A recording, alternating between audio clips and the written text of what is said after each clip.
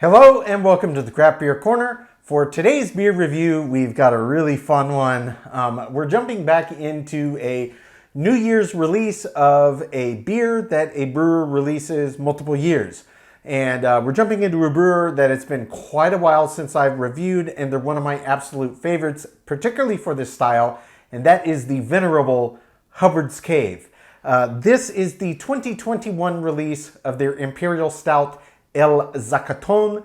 As most of their Imperial Stouts, this one does clock in at 12% ABV, and the laundry list, everything but the kitchen sink ingredients list, is aged on oak, almond flour, cocoa, cinnamon, coffee, vanilla, ancho, guajillo, and habañero chilies. So 3 chilies, ancho, guajillo, and habañero, in tandem with everything else. So it's one of those really big stouts. There's some kind of similarities to some other stouts like this. There's several brewers that brew some kind of derivative of this kind of general vibe of the ingredients list. Theirs is one of the more complex ones, and I had this last year and I absolutely loved it. So fresh take, the 2021 release. As always, if I review a beer in a new year that a brewer has released before, I do not want to have my thoughts, opinions, scoring impacted in any way, so I will only compare the prior years after I've fully rated this beer from top to bottom. But I'm super excited. As always, Hubbard's Cave just has a very clean design on their can, El Zacaton. Here we go. Let's get this cracked. We're using our nice all-purpose glass. This one does work quite well for stouts. I know Hubbard's Cave tend to be very thick, very dark, have often a tough time forming and holding a head, so we're going to be pretty aggressive here on the pour, as aggressive as I can. It's a very, very thick beer, but also highly carbonated. So they often have this big rush that comes up and collapses. So that actually formed one of the better heads I've done in recent memory on a Hubbard's Cave stout. So it looks like the trick is to crack it all the way out of the gate and just be aggressive. Pour it straight down the middle, after you get it started so it doesn't slosh. So visually, that is absolutely pitch black. I know this about Hubbard's Cave Imperial Stouts, but I had to look anyway. This one did form a pretty decent head. That's going to stick around a little longer, and it's pitch black, so it's hard to see, but on the edge of the glass, the cling, I can see it is pretty active in terms of carbonation. So I don't know how long that head is going to stick around, but it looks nice, at least in the formation side of things. Let's get right up for a proper sniff. Oh my gosh. Yeah, I remember this one. So the cinnamon in particular and the chilies are really what jump out at you on the nose here. It's very prominent cinnamon, and you can really smell those chilies. I can't say if I think it specifically smells like ancho, guajillo, or habanero, but it definitely has a chili aroma. It smells like it's got a little heat hiding in there. The vanilla doesn't really come out on this. The coffee doesn't really come out on the nose. It's very much dominated by the cinnamon and the chilies. And there's a little bit of that underlying roastiness you can smell from the malt bill, but it smells every bit as amazing as I remember from last year's version that I tried. So without further ado, we're going to jump right in and test out this 2021 version.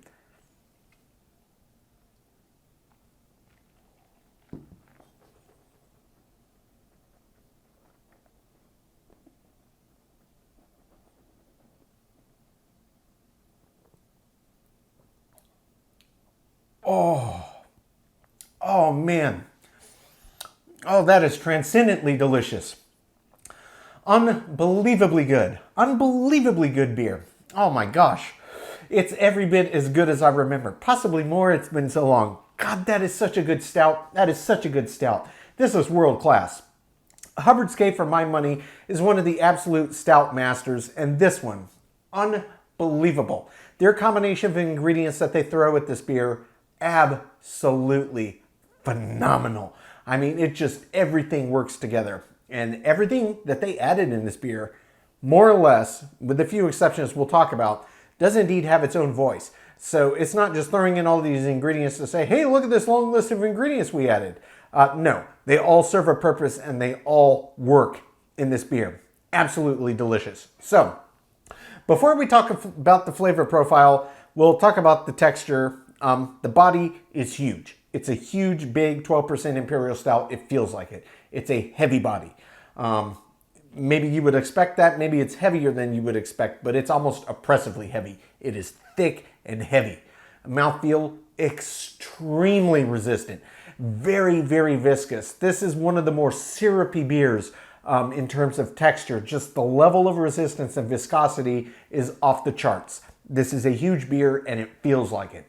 Now, let's talk about this flavor profile. There are so many things happening in here, but one thing that I can tell you, I'm going to go through it again on second sip, stage by stage, but the very first thing that struck me was that wonderful warmth from the added chilies. Yes, there is some very clear Scoville unit, activity in this beer. It's on the chart. It's not ridiculously hot. It's not like liquid version of eating super spicy Mexican food or anything like that. But it's got some heat. It lets you know, hey, yeah, we brewed this with some chilies, and it's intentional. And it adds to the character and the depth of the beer. I absolutely love it. So, big, complex beer. We're going to jump back in for a second sip, let everything re-intensify, pick it apart, see what I missed, and then we're going to talk about this finish. But this is just a world-class Imperial Stout. This is every bit as good as I remember. Possibly better than I remember. It's been so long. I absolutely love it.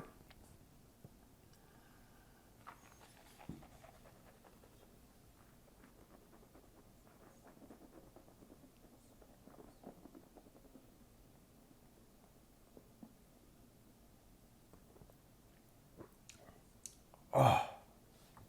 You can feel the heat on your palate as you're agitating around. You swallow, and you're hit with this suggestion of sweetness that pops out with cinnamon and chocolate and a little bit of that underlying coffee.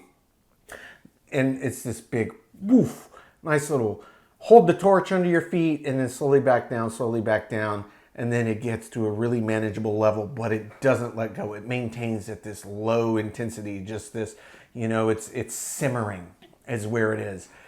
And as you start to kind of get into a little bit of a decay from that first burst of intensity, all the rest of the flavors really start to pop out.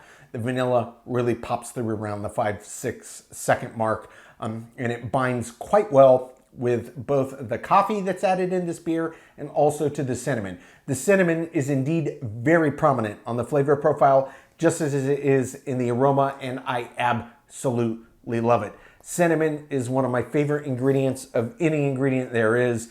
You can only use it in a few key things, but it is so distinct. Cinnamon can't be replicated. It's cinnamon. It is what it is, and it's so good in this beer. Now, this blend of chilies, there's nothing in here that really, oh, that tastes like habañero. Oh, that tastes like ancho. Oh, that tastes like guajillo. Nothing like that. You really just get the sense that there's a little bit of a chili vibe, but they didn't let it sit so long or add the part of the pepper that makes it start to taste like the actual skin of the fruit itself. This is really more maybe just inside membrane from the wall or seed pods. It's getting the essence of the flavor that they impart, but much more it's about that heat. And like I said, it's not super intense, but it's got some heat to it. It lets you know, hey, there's chilies in here. The other thing I would say, obviously they brewed it with almond flour. I'm sure that serves its purpose, but don't really pick up anything in this that tastes like almond. And again, with the oak, there's not really anything in here that I'm tasting that, oh yeah, there's a little bit of a woodiness to it. It tastes a little oaky. Not really. It's dominated by the coffee, the vanilla, the cinnamon, and the sense of the heat from the chilies. That is the dominant factor here, and that is just a wonderfully beautiful combination of ingredients. In terms of the finish on this one is very long indeed. And really what lingers on this is still a little bit of that residual heat. It does have some, so expect that. And cinnamon and a little bit of that underlying coffee and the roastiness from the malt bill. That's where you're left on the end of this finish. And it is extremely wet and round all the way to the end, and it has a very slow decay. So the bell curve is almost an immediate ramp up. Boom, there we are. We're at full lock. Holds for a few seconds, then it starts a slow descent. And maybe it kind of plateaus out about the 10-second mark. and then it's got an extremely long curve to the end before it finally dissipates to nothing. It's very, very long. Well over a minute, 2 minutes, 3 minutes on each sip. It's got one of the longest finishes on any beer you'll ever have. Very pungent, bold flavors, and that heat just residual holds and just keeps continuing to pop out that coffee and that cinnamon. I absolutely love this beer. I remembered loving this last year. I love this one just as well. This is a world-class, top-notch Imperial Stout. Absolutely delicious. I'm going to take my time, sip on this one, come up with my scores. When we come back, we will get this beer ranked from top to bottom.